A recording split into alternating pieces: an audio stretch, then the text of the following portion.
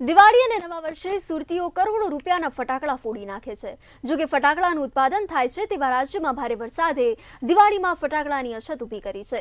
ફટાકડાનું ઉત્પાદન ઘટતા 40% સુધીની અછત હોવાનું ફટાકડા વેપારીઓ જણાવી રહ્યા છે।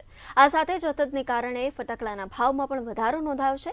વરસાદને લીધે પ્રોડક્શન ઘટવાની સાથે રો મટીરિયલના ભાવ પણ વધ્યા હોવાથી નાના મોટા ફટાકડાના ભાવમાં 10 થી 50% જેટલો વધારો થયો છે।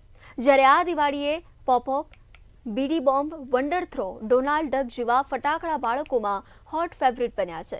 જ્યારે યુવાનોમાં મિર્ચી બોમ્બ, સુતળી બોમ્બ અને આતશબાજીની સાથે ઇંગોયા ફટાકડા આકર્ષણનું કેન્દ્ર બન્યા છે।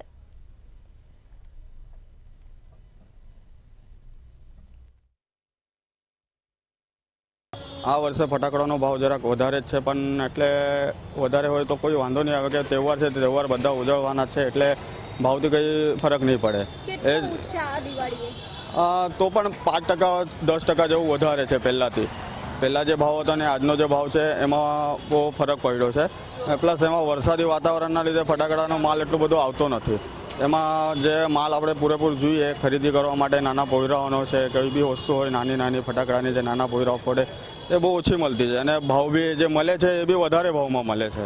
ભાવમાં દર વર્ષે એમ સરેરાશ 10 થી 15% વધારો તો હોય જ છે, પણ આ વર્ષે વરસાદ ટોટલ લગભગ 90% મેન્યુફેક્ચરિંગ ફટાકડાનું તમિલનાડુ સિવા કસીમાં થાય છે।